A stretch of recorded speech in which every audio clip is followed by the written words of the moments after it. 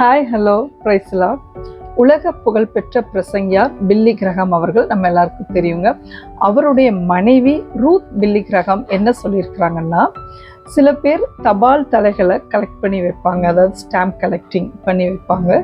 சில பேர் மிகச்சிறந்த ஓவியங்களை சேகரித்து வைப்பாங்க, பெயிண்டிங்கை சேகரித்து வைப்பாங்க.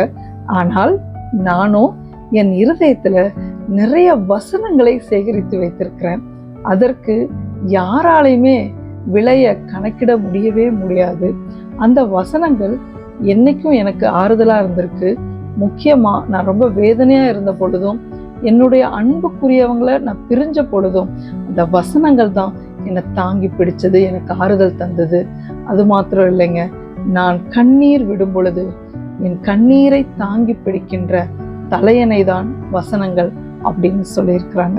ஆமாங்க, எவ்வளோ வசனங்களை நம்ம இருதயத்துல சேகரித்து வைக்கிறோமோ அவ்வளோக்கு அவ்வளோ கர்த்தர் மிகப்பெரிய பலனை நமக்கு நிச்சயமாய் நம் வாழ்க்கையில கொடுப்பார். வாங்க இன்னைக்கு வசனத்துக்குள்ள போலாம். கர்த்தருக்கு பயப்படுகிற பெரியோரையும் சிறியோரையும் ஆசீர்வதிப்பார். சங்கீதம் 115:13. ரொம்ப சின்ன வசனம், ஈஸியான வசனம். ஒரு 3 முறை என்னோட கூட சேர்ந்து சொல்லுங்க. கர்த்தருக்கு பயப்படுகிற பெரியோரையும் சிறியோரையும் ஆசீர்வதிப்பார். கர்த்தருக்கு பயப்படுகிற பெரியோரையும் சிறியோரையும் ஆசீர்வதிப்பார். இன்னும் ஒரு முறை சொல்லுங்க. கர்த்தருக்கு பயப்படுகிற பெரியோரையும் சிறியோரையும் ஆசீர்வதிப்பார். சரி, சேர்ந்து சொல்லாங்களா? கர்த்தருக்கு பயப்படுகிற பெரியோரையும் சிறியோரையும் ஆசீர்வதிப்பார். சங்கீதம் 115:13. Very good. ஆமாங்க, நம்ம வாழ்க்கையில நம்ம பெரியவங்களா இருக்கிறோம், சின்னவங்களா இருக்கிறோம் அப்படிங்கிற வித்தியாசம் கிடையாது.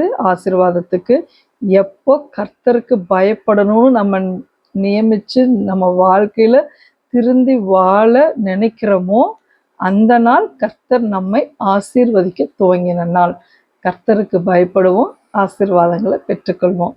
நாளைக்கு இன்னொரு வசனத்தோடு உங்களை நான் பார்க்குறேன். பாய் பாய். வேதம் என் மன மகிழ்ச்சி.